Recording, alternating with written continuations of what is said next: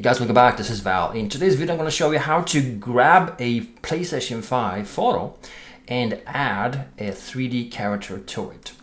Now, I'm going to be doing several videos in this series. We're going to be using PS5 footage as is and adding droids or monsters. And we're going to be also grabbing a backdrop and adding a 3D version of Eve using a 3D software as well. Plus, we're going to be doing things vice versa. We're going to be using the footage we have with Eve and substituting that with a different background. But it's going to be, kind of spread into different videos. So in today's video, I'm going to grab this you see over here, and we're going to add a droid using a 3D software over here. So first of all, let's just pick our, photo. This is it, right? This is it. Now, this is an extra step I'm going to take right now, just before diving into DAZ Studio, which is my favorite 3D software. I've been using it for 20 some years now and teaching it. We're going to be, just quickly enhancing this and fixing some small errors. So for starter, right about here, there is this is, a screenshot of the game. It's not a photo mode photo per se, right? It's more like a screenshot just from the game. So some of the UI menus or items are here. Now in Photoshop, there's a very neat function. You hit Shift F5, which is Fill, Content Aware, and Color Adoption. Click on OK. That will, in most cases, not always, remove the stuff you have here and substitute it with elements that are nearby. And that often works when you're using very small areas and not grab a large portion at the same time. For instance, if I were to just grab this here, that might or might not work, and in this case it just doesn't, right? So we need to be a little bit more selective. Let me just back this up a bit. A little bit selective about this and careful. So we just do a small portion of it, so that we allow the software to sample this stuff correctly. Now, as I said, this is not always gonna work out despite the actions you take. So sometimes you need to use the old-fashioned clone stamp tool, right? I'm gonna show you that in a second. So I'm just using this to tidy up the photo. By the way, this is a great method if you have some errors in your footage. Oh no, it could be stuff you don't want. It could be a broken whatever something, right? And you don't want it. Could be a stone here that you just don't want. You just select it, hit Shift F5 and remove it. Just in this case, I just want to have it. I love those details. There we go, right? And there are more cool AI features built in Photoshop. I'm not going to cover them today. You can generate stuff on command. On demand, so to speak. You can just say, hey, I want a UFO here, or I want a monster here, right? But we're gonna use the 3D software because there is always, pros and cons with every single method. There is no single method you can say it's perfect for everything. It's not. It's good in some cases, it's really bad in some other cases, right? So let's see if I can grab maybe a few more here at the same time, if that's possible. That worked pretty well. We got a few more here. Cool, and I'm gonna try and grab this one. That should work. Not really, right? Let's undo that. Take one letter at a time. And it's not always gonna be perfect anyway. So let's use the clone stamp tool here. Sometimes that's just quicker. This is like how it looks here. And the clone stamp tool basically has two functions that are important to know. One of them is the size of the clone. I'm gonna do a pretty small area here so I can remove all that stuff, something like that. And the second one is opacity. When you do 100%, you're gonna kind of substitute where you paste 100%. Let me show how that works. You hold down Alt to kind of sample the area over here, then you release it, and then you can paint, and that arrow will continue move as you move your paste area. So it kind of continues to sample and move, so it doesn't sample from the same area, right? So it's kind of helpful that way. As you can see, that not always does create perfect results either. Like I said, there are no perfect tools. So you need to use things and understand how they work. Sometimes opacity 50% is to be preferred, because you can grab something and paste it and it will just overlay like a layer instead, and give a little bit more definition and break off the patterns. So we're not doing exactly 100%. See, that's much better, right? Let's zoom in a little bit here and do some finer work. I'm gonna grab this one, remove it. So I'm just quickly clone stamping my way around here. I'm not doing a perfect work. I seldom, create Hollywood style images. We can spend hours doing that. There is no need if I'm just showcasing something. And frankly, the stuff we have here left, it's kind of like, it's okay that it's there, right? It's not gonna break our image or so. These are maybe not perfect. I'm just really quickly bashing them through here. I mean, you want to have a decent, kind of starting area, right? Something like that. All right, so it's not perfect, like I said, but I mean, when we zoom out, we don't see that, right? And if we don't know about it, we don't really know about it. There is a rule in all kinds of art. If you don't see it, don't fix it. So the same in 3D art. If something is broken, if it's hidden, well, keep it broken. There's no need to fix it. So let's save this. And I'm just gonna call it backdrop. Now, there are multiple ways of adding, of transferring this to a 3D software. One of them is a method that I teach to kind of turn the mode of an image to 32-bit and then save it as a fake HDR image, which will not carry the traditional super wide span of light, but it will give some kind of the lighting feel and mood as a base, and then you can add additional lights on top. I'm not gonna do that today. I'm gonna instead use the built-in outdoor lighting system in DAZ Studio. So we have this thing done here, right? So let me just close that. Let's close Photoshop. And here we are inside DAZ Studio. Like I said, I've been using this software since 2005. Further on, there is a lot to cover about the software if you want to go into it and really understand its features. I'm not going to cover all that, but basically it's what I think is the best 3D software out there for hobby artists and even game creators and so forth, because it's so easy to get into, and it's content driven. So it has a huge library of products that are free or cheap, $1.99 and up, $10, $20 each. Incredible characters and props and all that, so it's all there, right? The thing is, I'm not gonna create or add characters today. I'm gonna add a droid or something in the desert, right? But you have characters, hair for characters. You have poses, so that they are not you don't need to even move their limbs. They are kind of ready. They have makeup options in hair and outfits. There's a ton of stuff here, and like I said, I don't want to go into that right now. So a very simple thing we're gonna do is use the environment tab. If you don't have that, go to Window, Panes, and Environment right about here. That, my friend, is the backdrop. I'm gonna click there, set it to backdrop, keep it white, and click on this arrow here and click on Browse. And right about here, we got our backdrop. Let's click on Open. Now, very important when you add backdrops is that they need to have the same kind of, well, dimensions, so to speak, right? So they don't look squeezed or squashed or whatever. And in the render settings, we're gonna set in the general sub-tab 69, because this is a PlayStation 5 screenshot, so it's 69. And then pretty much constrain on, and it doesn't really matter what you enter here, it's gonna render what you say, but also when you alter the X width of your image, it's gonna automatically adjust this height as well. So it doesn't really matter what I choose here. This is something we can choose later. Now, the first thing to do is to add a camera.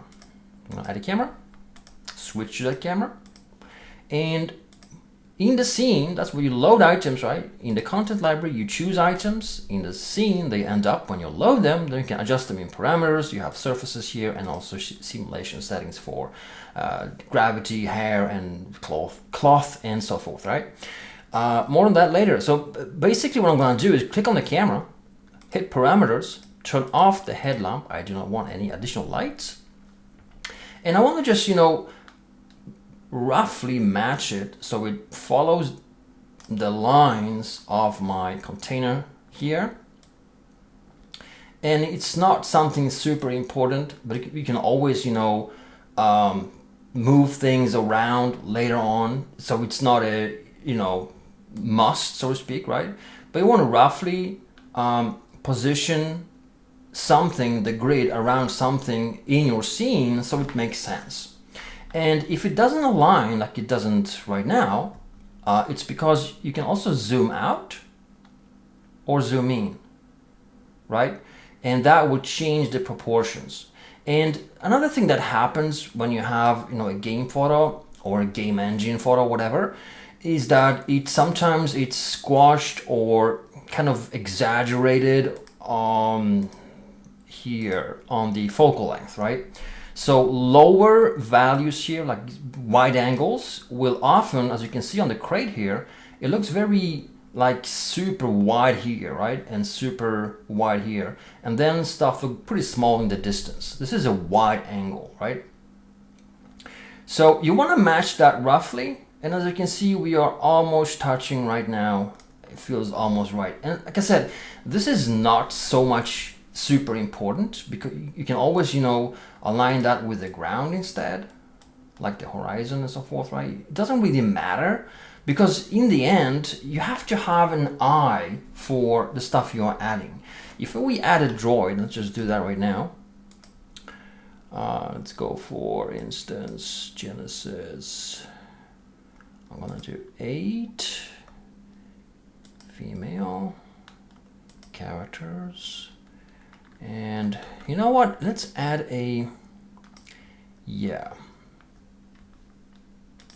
this one over here. 8 on people, cyborg generation, 8 male characters, K-Pack. I'm gonna throw that right into the scene.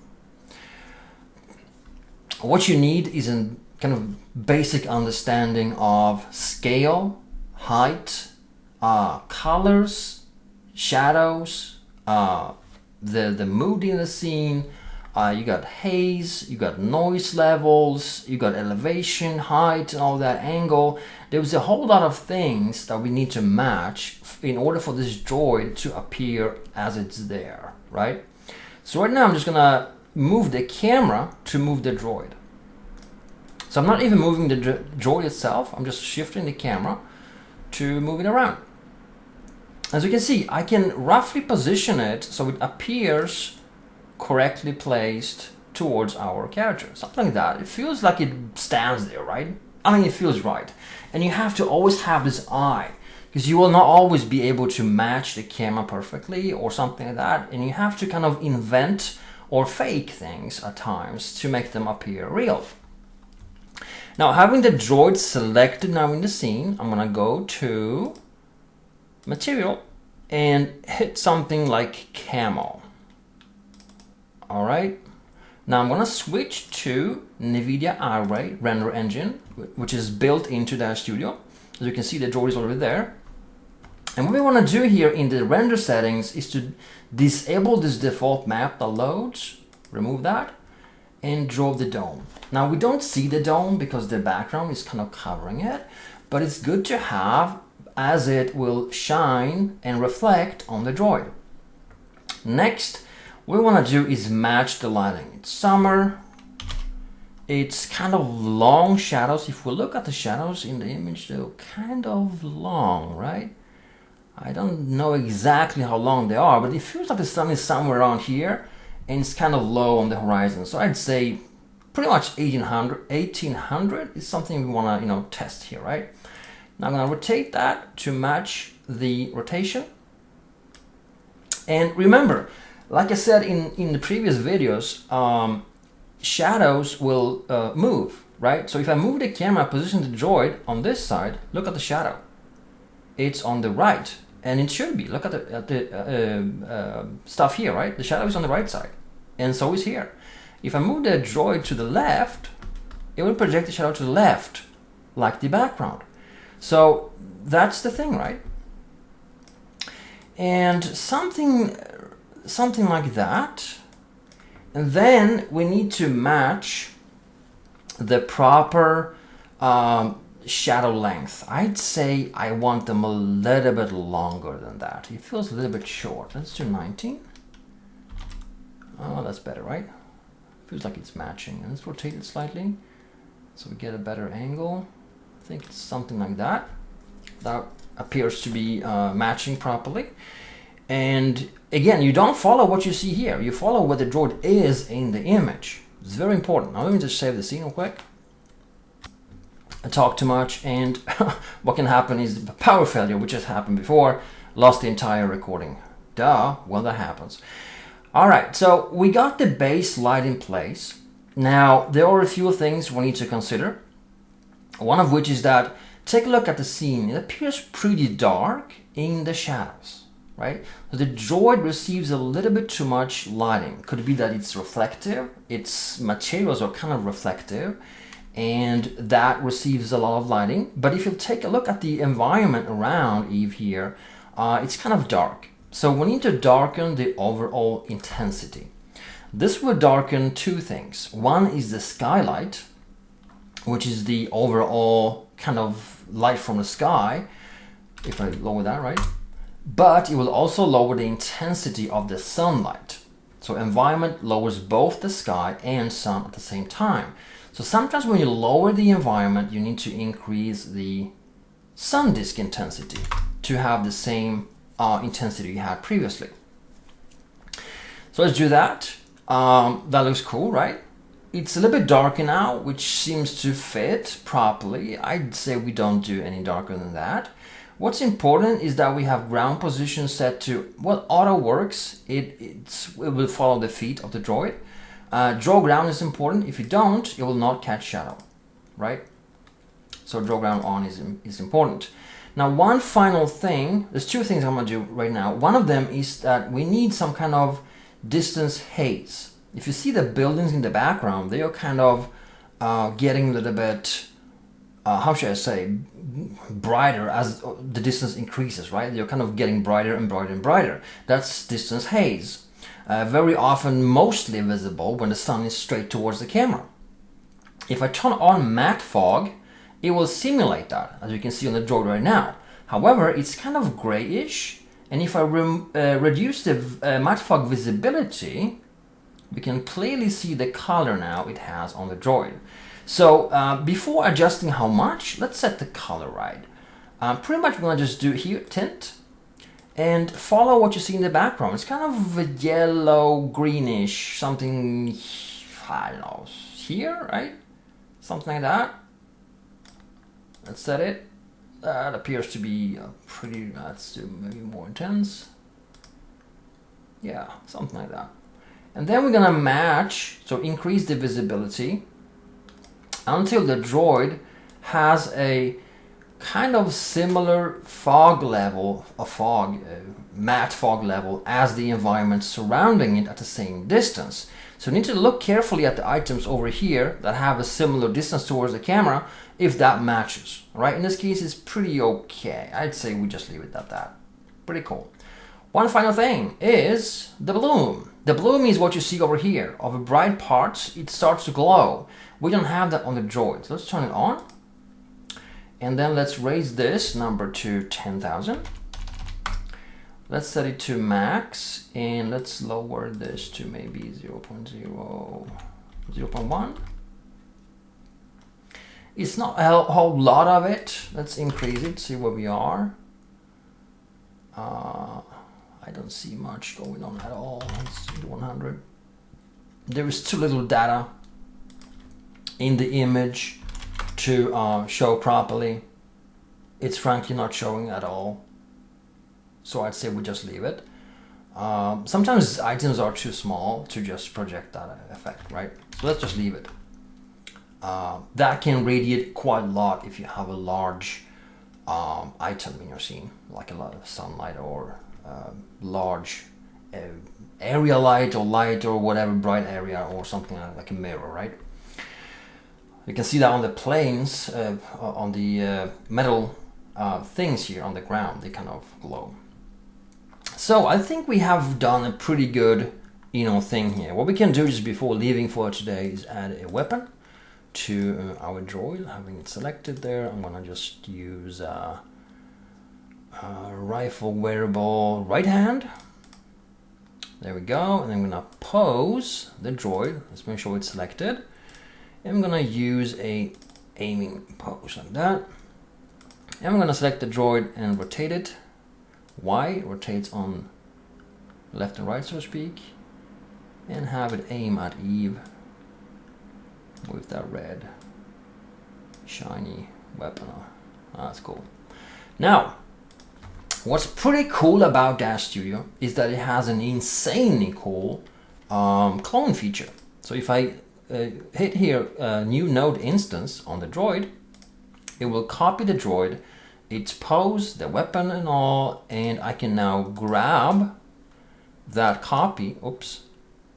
I can grab that copy now here in the scene tab, select translate, hit that small gray area to translate both Z and X, and then move that to a different position. So I can set this droid in a different place. See that?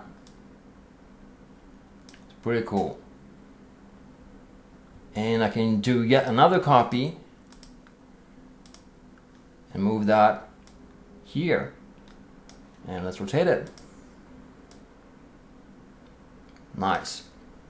Now, upon moving them closer, they appear to be a little bit off scale. I'd say they appear to be, it's almost like the ground is being at the same level as the crate. And the crate is elevated. It's like, I'd say 3-4 meters up, right? At least 2-3 meters up.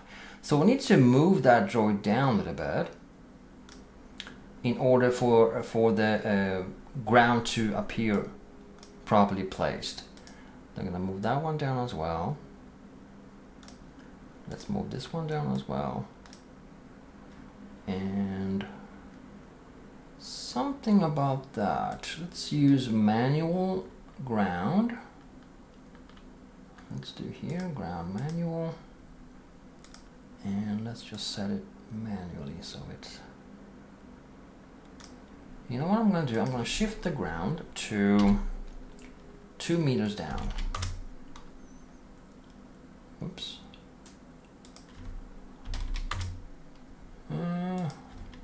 Not sure what I've done. 50, there we go. Oh, that was a bit too much.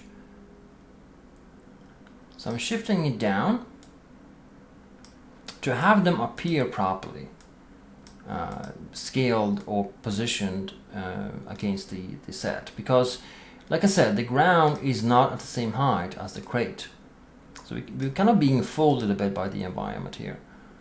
Let's pull that down a bit. Something like that. Let's pull this one down. Am I pulling the droid? No, I'm pulling his arm. No wonder he's not moving. And there we go. Cool. I think this one can be pulled up a bit, right? Yeah. Nice. Let's rotate it towards the camera. Towards Eve here.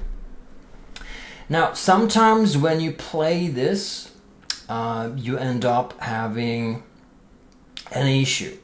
And that issue can be that you have the shadows being projected on items that shouldn't have them, right?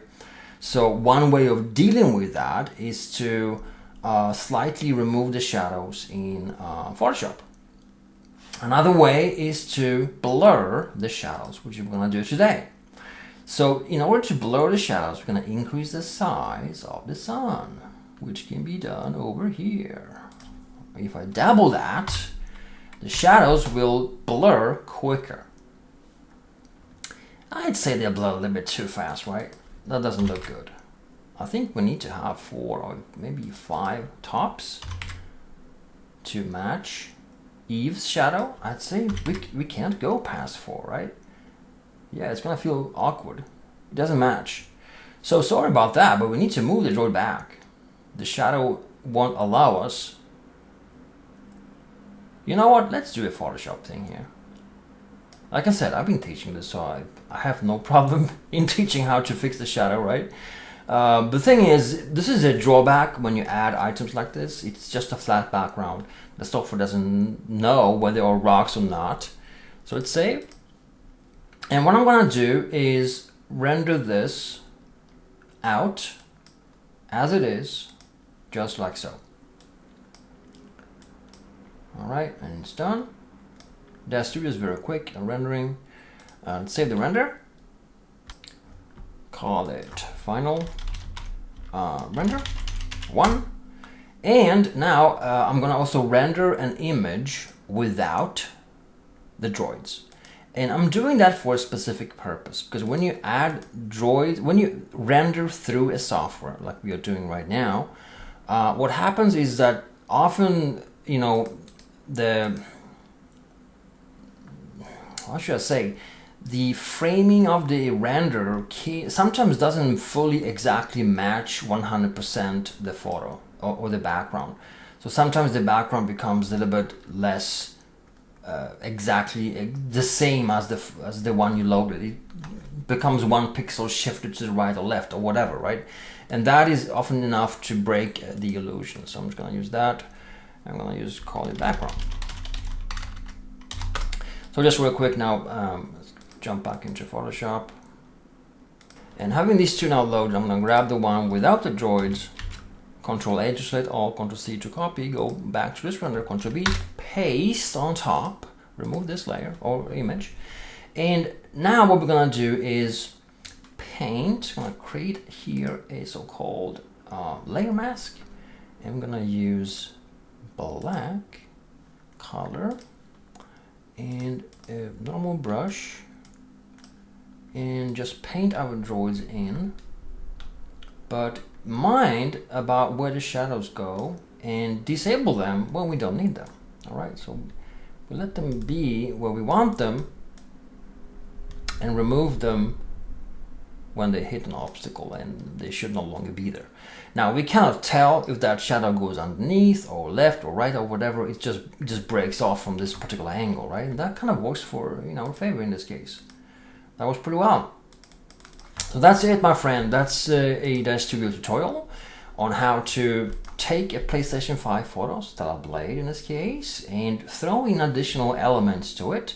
Match camera, match lighting, match shadows, match mood, match haze, and so forth, right? Sometimes when you're really matching on a more professional level, you can end up having issues with noise level. In this case, I'd say it's pretty okay.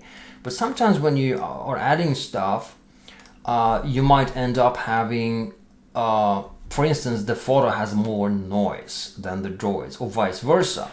So you might add additional noise in that case, right? And there were various ways of doing that, but we don't need to cover that right now. But basically, there's filters that have noise, right? You can add noise on a specific filter and add it to your scene. So that is pretty much it. And what we're gonna do now is to just finalize it.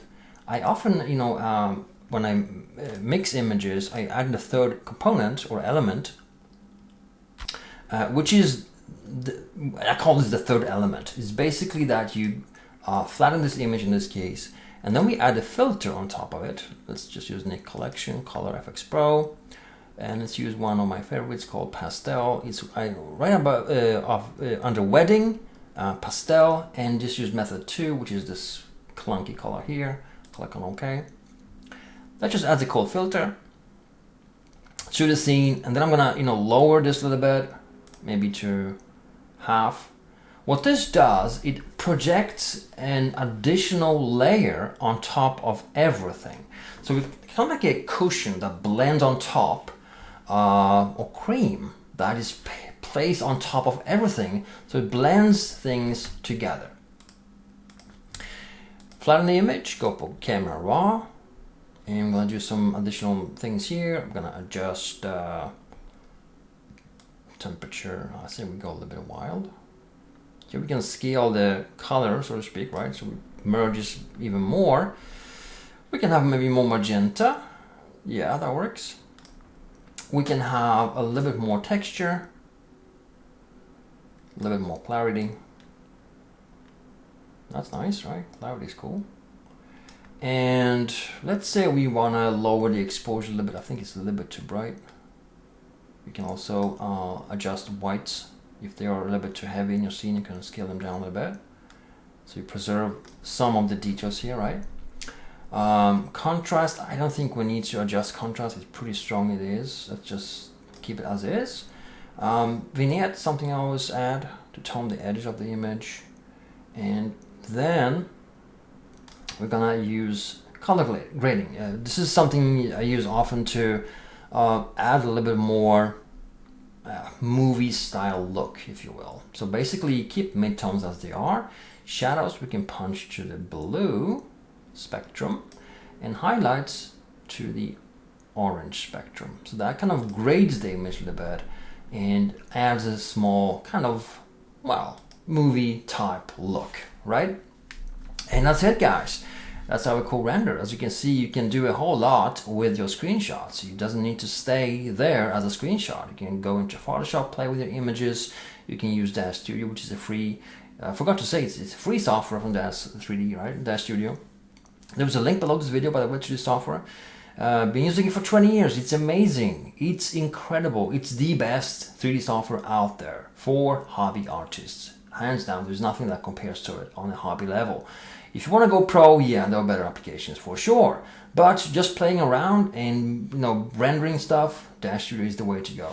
Super easy to use, super powerful, very quick, very easy to learn, and is content driven. So all the stuff, the droids, the characters, all that is at your reach. You just go in a store, copy, purchase something, add it to your scene, and it's there instantly, right? Super, super easy. So like I said, I'm going to be doing more of this cool stuff later in different ways. And let me know in the comments what you think of this, what you like about it, what you don't like, what you want to see more of, and so forth, right? So guys, that's pretty much it. If you liked the video, hit like and follow the channel so we can create more cool stuff for you next time. Thanks so much for watching. See you soon again.